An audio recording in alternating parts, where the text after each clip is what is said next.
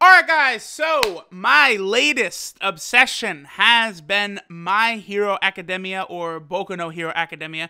I wonder which, I feel like most people go with My Hero, but the official title is kind of Boku no. But it's kind of a weird thing where, Boku no is me or I or my or whatever, and then there's also Ore in Japanese, so it's confusing, but whatever, anyway. So, I have been watching the anime. I caught up with a bunch of my homies, PS360, Pineapple, my boy the Gaming Claw, Kabuki Sage, and we caught up on the anime.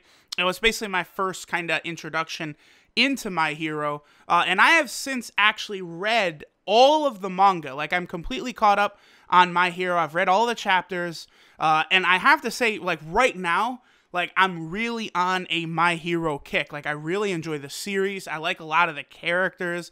Deku, Todoroki, even, Shigaraki, the villain, and All Might. A lot of these characters I really like. And so, moving forward, I'm probably going to try and do, episode reviews of certain episodes. I might not do an episode review of every episode of My Hero, because there's some that, will be a little, fillery or something. For example, the first episode of Season 3 last weekend was basically just kind of a filler/setup episode, just to kind of get the ball moving for the rest of the season.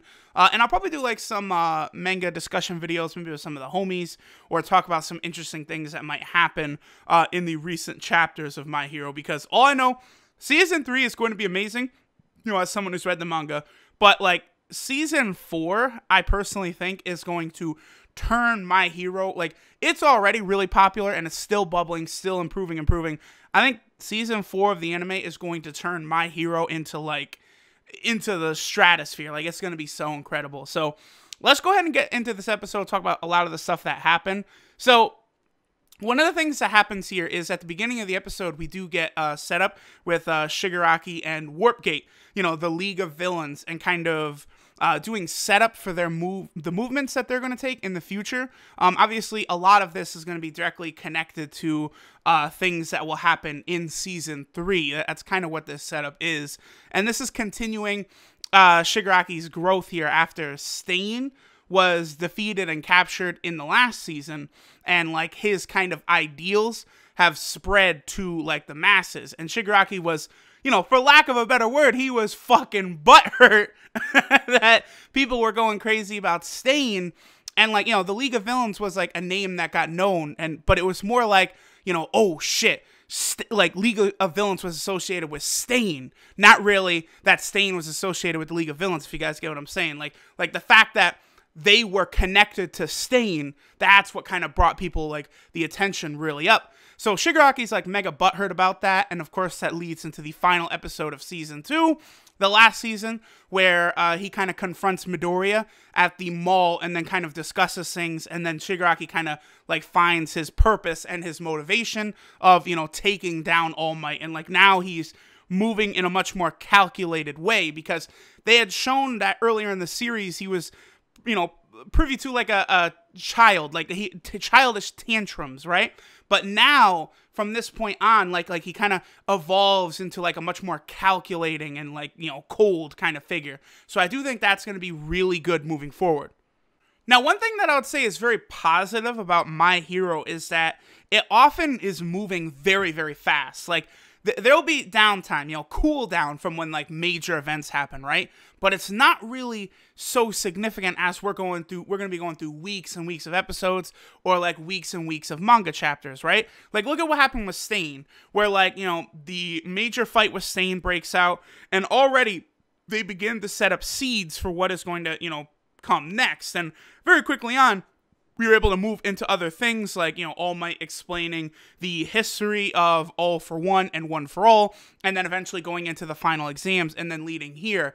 Now, the start of Season 3, what we have in this episode is they meet up with the Pussycat Dolls, and they're going to basically a training camp, a boot camp in the forest to strengthen their quirks, because as it said, Eraserhead, Aizawa Sensei does mention that they're to take a provisional license and get they're going to take a test and get their provisional license so that they can use their quirks when they're attacked by villains, because if you guys remember Todoroki Ida and Midoriya, like, they kind of got in trouble for using their quirks against Stain, even though they did the right thing. You know, they were saving someone. They weren't allowed to use their quirks to hurt someone, even if it's, like, to help people, right? So this whole training camp, the purpose of this is to allow them to take the test and then actually be able to use their quirks when they get jumped by, you know, the League of Villains or other villains that might be appearing in the future.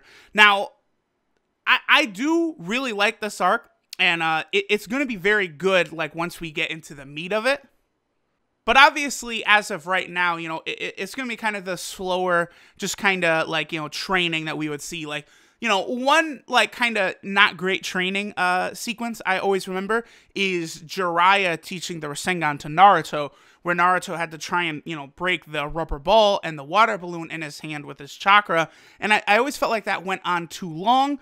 But, like, one good thing about this forest arc is, even though it is mostly meant to be like them training, very quickly it will move into other things, more serious things, and it, like, My Hero just keeps the pace rolling. And that's one good thing about the approach they're taking, where it's a seasonal anime and not like a weekly, you know, every week for forever anime like One Piece, Naruto, and Dragon Ball have been. But this seasonal allows it to look pristine and also to move at this very fast pace that just makes it a very enjoyable watch. So that will be very good.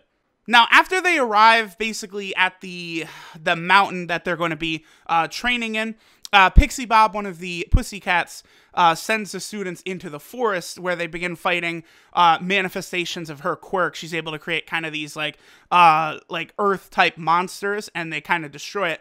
Now, so far, like, all of the manga was adapted, like, beautifully into the anime. I would definitely say, like, the anime is, like, superior to the manga. Like, if you just compare what the manga has covered to what the anime has covered, like, the anime does, like, a perfect job.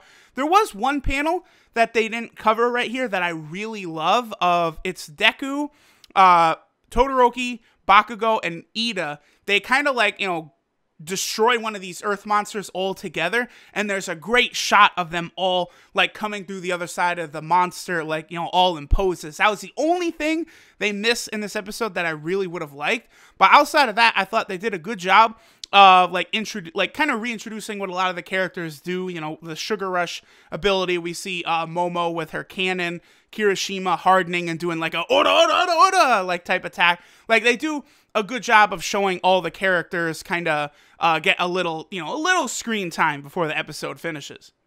Now, once they actually arrive at the camp, like, we kind of get, like, the formal introduction of the child.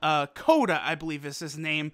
Now, what's funny is my boy Kabuki was really harping on it, and boy is he right, that Kota is very, very similar to a Naruto character who appears right at the start of Naruto in the Land of Waves arc or the Zabuza arc.